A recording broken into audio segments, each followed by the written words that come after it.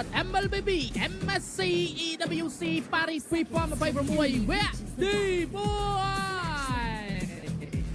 បាទតារាប៉ុណ្ណានៃបាទយកឈីបខ្ញុំទាយទៅលើអារ៉ូរ៉ាអត់ចាញ់អើយអារ៉ូរ៉ា Master Flick ឥឡូវមកចេញទីស្អី អីយ៉ា Master Flick សបួរអេឡង់គិតបំបាគាត់ដាក់អំពុកទីម៉ាឲ្យប៉ើងបន្ទាប់មកគាត់ដឹងតែលេបយកហ្មងធំយ៉ាត់ Flick នេះអត់បានប្រើបាទអូយ first blood ដែរ blink អូគាត់ឲ្យ sunset lover spam បាន2 sec ថក់2ដងអាមិញចង់ងឹតមុខ Savo បាទខ្ញុំឃើញជាមួយនឹង pop បាទយកជាមួយ ពេលដាក់ portal កាកាអូឥឡូវជុំមើលមិនដែរឡើយនិយាយជុំមើលមិនដែរបាទឥឡូវយកបានសមណាទេមិនជាបញ្ហាសម្រាប់ពួកគាត់ទេបាទខាងលើហីតូបាទហីកូមានតែឆ្ងាយបាទអីដែលចង់មានចិត្តណាការ land goal land គឺជា land ដែលត្រូវពឹង portal មែនតើនៅពេលដែលចូលទៅវាយ team fight គាត់នៅតែ clear land ចាប់មកតាម portal ឯងអាយ៉ាតែគាត់ទេតែគាត់ត្រូវមាននាទីមួយកាលើប៊ីបាឡែននិយាយទៅគាត់មានទូនាទីមួយនៅពេលដែលគ្នាគាត់ដាក់ portal គាត់ត្រូវនៅឆ្ងាយពី cloud ព្រោះ cloud គេខ្វល់តែដាក់ portal មកគេចូល portal ដែរហើយគេចូលដោយបាញ់ skill ទី2ចោលហ្មងអញ្ចឹងបើសិនជាគេចូលមកគេទៅ skill ទី2វិញបានណាពី cloud បាទអញ្ចឹងបាយទៅដាក់មកមួយ chip ទៅត្រូវពេល chip ដាក់ portal ត្រូវដើរឲ្យឆ្ងាយពី cloud តិចកុំឲ្យ cloud មក portal ដែរបាទហានមានការយកជាមួយនឹងចាញ់កន្លងហានមានការឡើងមុខតិចនេះគេប៉ុណ្ណាមកទៅយកបានជាមួយនឹង experience ជាមួយនឹងការពងសមាធិលើយីងស្តានពីតង់មានការចុច purify ចោលបានហើយពីយីងងាយនឹងខោច level ជាមួយនឹងការលេងនៅលើបាទហិកុំសយកតខៃទៅលើលោកទៅលើសានជីបាទខ្លះតែជាជួយខ្វាត់មុខលេងគ្នាបាទជាមួយទៅថត3ចូលចាំទេវត្តមានបាទបាទយ៉ាងកនកាឡាទីកអត់មានវត្តមានក្នុងតទី1នោះទេដោយសារតារានេះជាតារា double fighter យើងដឹងហើយថាតទី1គឺពួនស្មើទេchip គឺអាចមកតទី1នេះបាននោះទេសំទោសបែកតអាចមកបានទេដោយសារតែ chip តលេខ4ជាតតែមួយគត់ដែលសង្ឃឹមថាវាយស្មើដៃតែចាប់ไปតទី2ទៅចាប់ឲ្យប៉ាកេតូគេនៅអូសផ្ទះបើ cloud អត់ទប់ប៉ាកេតូនឹងបុកខ្ទេចផ្ទះតែបើសិនជា cloud ទប់ប៉ាកេតូគឺជី portal មកវាយមនុស្សនៅអត់កាកាសយទៀតអាគេមាន chip ហើយតទី2នៅ experiment ជីសានជីមិនបានហ្វាមដាក់ portal បានការចង់យក buff តែ buff ក៏ដូចជាអត់បានទេដែលយកជាមួយនឹងសัตว์ព្រៃបានកន្លែងនេះក៏មិនខាតដែរប៉ុន្តែ portal ឡើងនឹងពេញតនវិញដោយសារ78វិនាទីទៀតទៅមានជាមួយនឹងបាទពីខាងលើ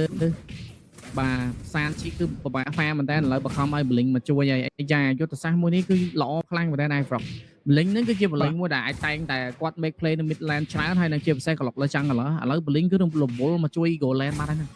រវល់ទៅគេនិយាយទៅគេបង្ខាំងឲ្យនៅ goal land ហ្នឹងបាត់ហើយហ្នឹងបាទពេល record តន់អត់តន់ទេ expanding river man flying cloud ត្រូវលេងឈាមប៉ុណ្ណឹងយកហើយបាទយ៉ាងកនក្លាទីកយ៉ាងណាតាបើគាត់គឺអត់ទៅចាញ់ face off ជាមួយនឹងបារ៉ាទេហើយគាត់រំពឹងថា smooth ទៅកាន់ចុងវគ្គតានេះបើចូលទៅកាន់ចុងវគ្គអាចនឹងបាក់លេងមួយ cloud តិចតួចណាបាទចាំមើលនៅមានចុងវគ្គដែរទេខណៈពេលដែល goal land គឺប៉ាកេតូបាត់ land cloud យកមកអូបាទមកហើយលុបជាមួយនឹង crab អាចនឹង retry អត់ឡើយនេះគេបង្ខំឲ្យ retry មិនបានលើខាងណាអូស្វាយចុះទៅមកជាមួយនឹង blessing ឌូអេប្រើចោលដល់ពីសានជីជាមួយនឹង blink ក៏បានមកដល់ golden hour ក៏បានប្រើតែជាមួយការជាប់ stand ជាមួយនឹង hiko អាចរត់រួចពីការវាយវិញប៉ុន្តែបាត់បង់ជាមួយនឹង blink បានមកពីការបាញ់ជាមួយនឹងមកត្រូវណាទេ zoe ក៏ស៊ីក៏រត់រួចទៅទៀតចំណេញលើចំណេញគេការយាមនៅក្នុង pop បើបានហើយ iFrog គេយាមបានហើយ Savo បាទមាន RT ទៀតមាន RT ទៀត3 2 1 and មកផាំងមកគេក្រនទៅយកជាមួយនឹង pop បើតែបដមួយនេះនៅតែចំណេញទៅចូលយកជាមួយនឹងថតតនដែរគេទៅដល់ជាមួយនឹងចុច conceal ទៀតយោ conceal ក៏បានមកដល់លើធៀងបណ្ដាតែវត្តមានរបស់ Hiko នៅខាងលើតែសោះមានជាមួយនឹង portal ទៅទេតែជាមួយនឹងយីងពីនឹងដាច់ខ្យល់ជួយទៅនៅសល់តែទៅជាហ៊ានចូលដល់មិនហ៊ានចូលតែក៏លេជាមួយនឹងហានអាចចូលបានទៅដាច់ជាមួយនឹងយីងបានហើយគេចង់វាយមនុស្សគេមកមកជួយយកថលទៅទេមនុស្សសំខាន់ជាង orange បើយកដាក់នេះពេចកន្ទ្រីទេតែមិនអាចក៏ចូលបានជាមួយនឹងថលដូចគ្នា Hiko gang ជាមួយនឹងការ rotation ទៀតអូគេបិទគ្រប់កលឹះ iFrog បាទចាំមក chip ពេញ LT ហីកូដាច់ហីសានជីដែលដាច់ហីតែ chip ពេញ LT គេទៅវាយសានជីបើសានជី purify ពេញអត់តាន់ទេបាទ chip ទៅលើឡើយ chip គេទៅលើឡើយ Sabo គេទៅលើឡើយអូម្នាក់ខែលើដល់ហើយកុំឲ្យបាក់ Goland និយាយទៅយ៉ាងកូនក្រៅទីក៏ជំរឿបបើកកាមានអាតាកាគាត់យ៉ាងច្រើន7វគ្គអស់ចង់ពួកគាត់បើក100បន្ទុក Team Spirit ឲ្យលេងហ្មងហើយគាត់ចង់ counter ហ្នឹងឲ្យបានដើម្បីឲ្យថ្ងៃនេះ Team Spirit ចាញ់តែមួយវគ្គគឺចាញ់ទាំងអស់យកហ្មងប៉ុន្តែវគ្គទី1នេះគឺកំពុងតាំងធ្វើបាត់តែ2 kill មែនតែយើងមើល goal ដាច់ 2k កន្លះហើយការលេងរបស់យ៉ាងកូនក្រៅទីក៏ទទួលស្គាល់គាត់មានkey winning point របស់គាត់នេះគ្នាគាត់ដឹងថា double fighter គេដើមវគ្គអញ្ចឹងចុងវគ្គ cloud គាត់នឹង carry ប៉ុន្តែឥឡូវតាចំណងជើង cloud carry អាចបញ្ចេញមកបានដែរតែនៅក្នុងវគ្គទី1ហើយតែចាំមក Team Spirit បើឈ្នះវគ្គទី1នេះបូកអូរ៉ាយកហ្មងតារាគាត់នៅតែមុំគេនឹង respect តារាគាត់ទៅវគ្គបន្តតែបើសិនជាតារានេះចាញ់មកវគ្គទី1ហ្នឹងវគ្គទី2ចាប់ដើមគិតច្រើនថាតារាហ្នឹងនៅតែ work ទៀតអត់ហើយបើសិនជាដូរឲ្យលេងរបស់ដែល Team Spirit លេងបន្តក្រៅពីពួកហ្នឹងសិតតែរបស់តែក្រុមហ្នឹងទាំងអស់អូបាទយកទៅជើងអូយ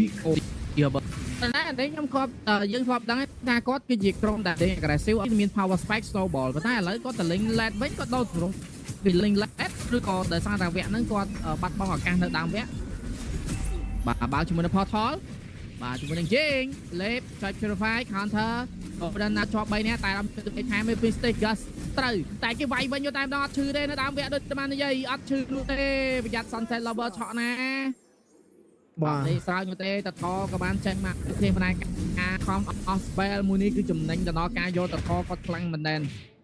បាទជា one thread ខាងលើខាងក្រោមឥឡូវ split ឲ្យ cloud farm ក្រុមបាទ 4k goal team spirit គឺគាត់ដាក់ហៅថាបន្ទុកទៅដល់ team យ៉ាងកងក្រាតិកោទៅលើ Goland យ៉ាងកងក្រាតិកោដឹងដូចគ្នាបើគាត់ចង់ឲ្យស្មើគ្រប់ lane ទាំងអស់គឺអាចទេគាត់ត្រូវដកកម្លាំងជាច្រើនមកបិទតែ2ឯទី1គឺព្រៃមួយជាហៀងដែល cloud កំពុងតែ farm ហើយឲ្យព្រៃមួយជាហៀងហ្នឹងទៅហានហើយ cloud farm បានប៉ុណ្ណាយកប៉ុណ្ណឹងនេះជាអ្វីដែលគាត់ຕົកបុកបំផុតណាបាទ blink មិនគាត់ឈ្មោលចូល sunset លុកចេញមកជួប chip គេចាប់បានគេឆក់មួយវិញវាយយកតែម្ដងតែកន្លែងជាមួយនឹងអូមែនទីមេអត់បាន farm ទេហើយប្រកអើយបើយើងមើលភាសាទៀតមែនទីមេរបស់យើងយ៉ាងក៏អត់បាន farm នោះទេបាទ oh no ព្រោះវគ្គដែលមាន chip គេដើរលេបវាច់វិញជាក់ stand តែដល់ហើយឈឺថែមមួយទៀតមិនឈឺមែនទេដាក់តតែដាច់បាទគេ chain stand ដូចស្អីអញ្ចឹងអេ blink ថយសិនមក blink បាទអាចមានបញ្ហាណា blink អូយត្រានេះធំសាហាវកាកាអើយគិតណែនបារ៉ាត់ឲ្យប៉ាកតោយើងតែហេរ៉ូចាញ់ lane ទាំងអស់ហើយអត់គេមាន chip អញ្ចឹងនៅពេលដែល lane ណាមួយដែលគេចង់វាយគេដាក់តែ chip ដាក់ default ស្អមកពីព្រោះវាយនៅ lane ហ្នឹងហើយនិយាយទៅការប្រកួតមួយនេះអា last pick chip នេះគឺ goal pick មកបាទមានការវាយ Zui ក៏ SB វាយដាច់ជាមួយនឹងហាន់ខ្ញុំបាននៅកន្លែង Milan បាត់ blink ហើយពីកូននៅក្បែរនោះដែរវាយអត់ឲ្យមានការដកដង្ហើមនោះទេសានជីអស់ជាមួយនឹង Blazing Duet ហើយលេបបានមួយទៀតតែបាយមួយបន្តចាប់បាយមួយទៅបានហើយជាមួយនឹងសាន Lava បាត់បង់ជីវិតដល់សារតែ Mystic Gas ដូចគ្នាប៉ុណ្ណែរបស់ KZ ម៉ែមើល KZ មើលការលេងរបស់គាត់ម៉ែមើលភ្នែកគាត់មុតអារូបភាពហ្នឹងកាចង់និយាយអាម្លឹកចូលធីមខ្មែរយើងចាំមួយថ្ងៃដែលយីងគាត់លេបហើយ flick មកខ្ជាក់អ្នកដែលគាត់លេបតម្លាក់ចូលសាទនិយាយទៅគឺក្រុមហ្នឹងប្រកែមើល main damage ណាបានន័យថាចេះ main damage ជាអ្នកថែមល្បោចតែបើ main damage position អត់ល្អហើយយើងមើលកន្លងឆ្កឹះបានណាគឺគេវាយ main damage ប៉លយកមកហើយស្បែកថ្ងៃដែលវាយ Falcon PX position super មកខត់ល្អទេគឺសានជីលូកបាច់អាទីកដាមុខយកមកនិយាយមែនណា cloud របស់សានជីអាពេលហ្នឹងបាទចាឥឡូវយើងឃើញ Goland គឺដាច់ 1500 goal ប៉ុន្តែ key winning point របស់យ៉ាងកនក្រាតិកោនៅតែមានតែកាន់ចុងវគ្គប៉ុន្តែខ្ញុំជឿថានេះគឺជា best draft របស់ Team Spirit តែម្ដងដែលបានប៉ាគីតូ Goland Paradise Land ទីតារាចាំងលើ EU Dynamic និង Roamer ជា chip ហើយគាត់ក៏កំពុងតែបញ្ចេញបានល្អនេះគ្នានោះហើយបាទឥឡូវអត់ឈាមឡតឃើញចាញ់ទេយកឡតតែមកពីក្រោយសាបចាប់បានជាមួយនឹង KZ ការចាញ់ជាមួយ Flicker មានការដកថយត្រឡប់មកវិញរត់យកតែម្ដងគេដឹងច្បាស់ថាតារាមួយនេះគឺលេងចង់វគ្គអត់ចង់លេងនោះទេបាទដកថយបន្តទៀតបើ fan កាកាអើយហែពេលឈរស្រែកយកហ្មងបាទមិនថា fan ក្រុមណាទេគឺហែពេលគ្នាខ្សែ idol យកដែរបានឡើងវគ្គផ្ដាច់ប្រត់ចឹងវគ្គនេះជាវគ្គរបស់យើងបាទសម្រាប់ខ្ញុំគ្រាន់តែឃើញការប្រកួតវគ្គទី1នេះគឺខ្ញុំសប្បាយចិត្តណាស់ថានិបាយយកហ្មងវាជាការប្រកួតដែលស័ក្តិសមជាមួយនឹងវគ្គផ្ដាច់ប្រត់យកបាទហើយបត្រានេះ ដើមវគ្គក្តីសង្ឃឹម Team Spirit 99%ជាមួយថាអាចយកឈ្នះបានដែរទេបើសិនជាមិនឈ្នះទៀតនឹងមានអីនិយាយគ្នាអីបាទហើយយ៉ាងកូនក្លាទីកវគ្គក្រោយអានដូ play style អាដូ band style បាទសានលេខំមក purify បណ្ដា purify ទេពីยิงបាក់ចិត្តអានដូចគ្នាបណ្ដា golden hour អេមក golden hour ចាំដាច់ចោលខ្លួនឯងនោះណា blink ចូលមក Zeko សួរអេកសិទៅលើยิงនៅខាងក្រៅដាច់ជិញ blink នៃការដកថយបណ្ដាលត់ក៏បានបណ្ដាបណ្ដាជាមួយនឹងហាននៃការដកថយតែមាននៅ midlane មកកាបុកមនុស្សតែនៅខាងក្រៅបោកបាច់ស្ទៀលតែជាមួយនឹងដាច់ស្ទៀលអស់ហើយនៅ midlane ក៏អស់ដែរដាច់ PSC តែនៅខាងលើបណ្ដា Chess Podro ក៏ចេញពី Kid Bomba midlane តែអំទេតែជាមួយនឹង blink អំមាន Mystical ចង់ចាប់ជាមួយនឹង Kid Bomba ចាប់បណ្ដាជាមួយនឹង blink នឹងពេញឥឡូវមានការមកពី Hiko មាត់យកតែម្ដងមានការដកថយតែផថដកចែយកតែម្ដងដើម្បីតែងជាមួយនឹង Demi របស់ Battleran ចៃ Flicker Blessing do it ចាច់ជាមួយនឹង Jurbai វាយដាច់ជាមួយនឹង Sunset Lover Savo អញណាបន្ត2បាត់បោលដែរទេដាច់ទាំង Savo ទៅទៀតបាត់ដល់ Stake Sky Fencer ត្រឡប់វិញតែយកបានជាមួយនឹង TC ត្រេតខាងក្រៅបន្តទៀតតែ Hiko ចៃ Flicker នៃការដកថយមកវិញប៉ុន្តែបាន Silent ពី TC ត្រេតតំណែងយកមិនដែរបាទHiko ចំណេញមែនតើគាត់ដឹងថាគេគាត់ខាតនៅ mid ហ្នឹងហើយ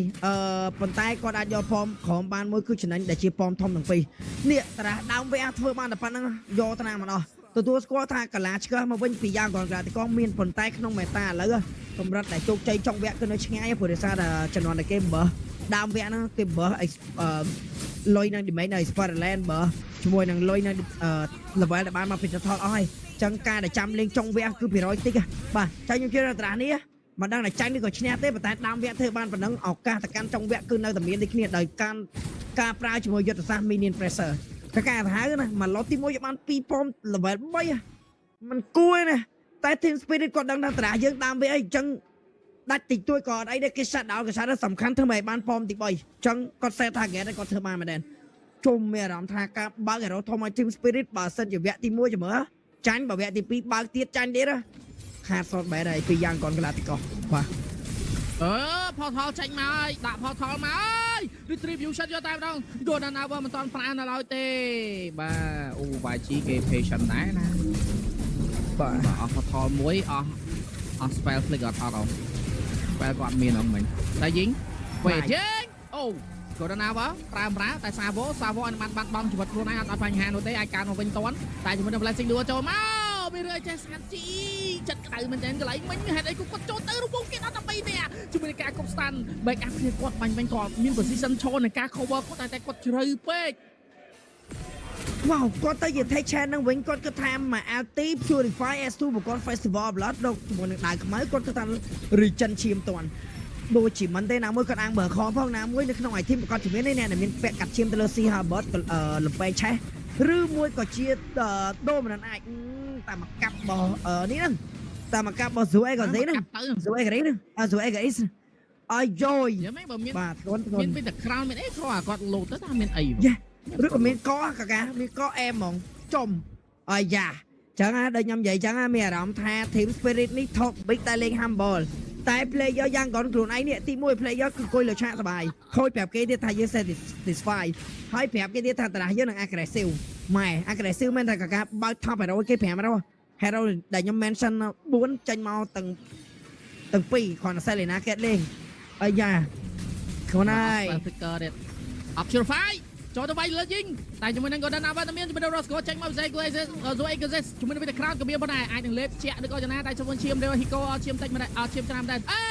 Blink ចូលដល់ Golden Hour តែជាមួយនឹង Mystic Gas ប្រើដូចគ្នាប៉ុន្តែមិនត្រូវនោះទេគេបំបានការដកថយទៅវាវាយបន្តមានដាច់ដូចគ្នាប៉ុន្តែតែជាមួយនឹងយីងបានបន្តទប់ជាមួយនឹង Lord បន្តដាច់នៅឡើយទេគ្លៀបានជាមួយនឹង Lord 3ផ្លូវក៏បានមកដល់ប៉ុន្តែជាមួយនឹងគេលេងមួយគេថយបាត់ហើយវ៉ាគេញ៉ោះឲ្យអស់ចាឥឡូវយើងជួយដល់គ្នាជាមួយនឹង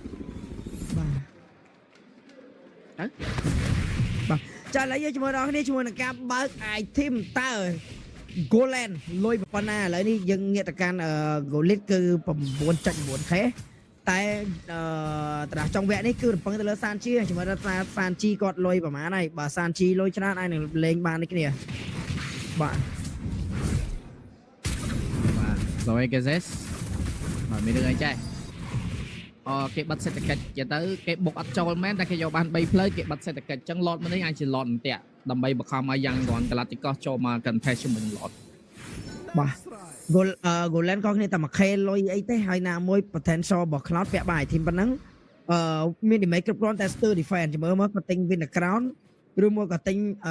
win the nature តអត់អញ្ចឹងណាបាទតែវគ្គនេះ win the crown ល្អបំផុតបាទ win the crown ល្អបំផុត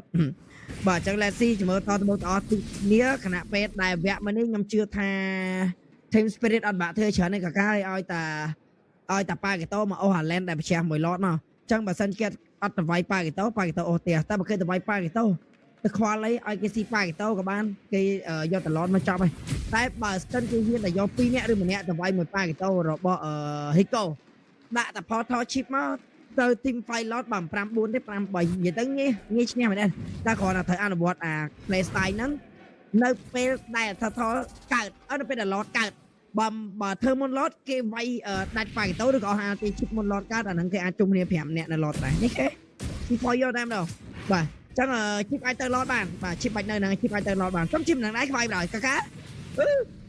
អញមកទៅរឿងសាវ៉ូត្រូវនៅហ្នឹងទេសាវ៉ូត្រូវនៅ lot ទេដើម្បីលេខបាច់តែខ្ញុំនិយាយចំសាវ៉ូប្រជ្រាបទីសិននេះឃើញនេះប៉ាកេតូនៅលើសាវ៉ូនៅ lot មកលុយសតបាទលុយឲ្យលុយវាក់មក មិនហ្នឹងគេចាំ back up គេចាំ back up ជួយទៅលើ Hiko មកពីក្រោយ Golden Hour ជាប់ជាមួយនឹងបាទ Golden Hour តែមានការបើកជាមួយនឹង Portal ផងដែរអីចាស់ដាច់ជាមួយនឹង Kid Bomb ដែរដាច់ជាមួយនឹង Blink Kid Bomb ចុចជាមួយនឹង Winter Crown ជាមួយនឹង Invincible បាទជាមួយនឹង Kid Bomb ដល់មកពេលបណ្ដាជាមួយនឹង Sanchi បន្តដល់ជាមួយនឹង KC មានបញ្ហាចាប់ផ្ដាច់បានភាសាទៅលបភាសាវងបន្តដល់បញ្ហានៅតំណែងក៏រួចមានការតែវាយពិសេសគួរជួយស្វ័យក៏សេះអត់តមានជាមួយនឹង Item រហូតដល់ជាមួយនឹង Immortality បាទហើយ Sanchi អស់ផ្លូវហើយរត់ចោលផ្ទះបានដូចជាបណ្ដា4នៃរត់របស់ YG បានបាត់បង់វគ្គទី1នៃវគ្គដាច់គ្រាន់របស់យើងក៏បានទៅលើ Team Spirit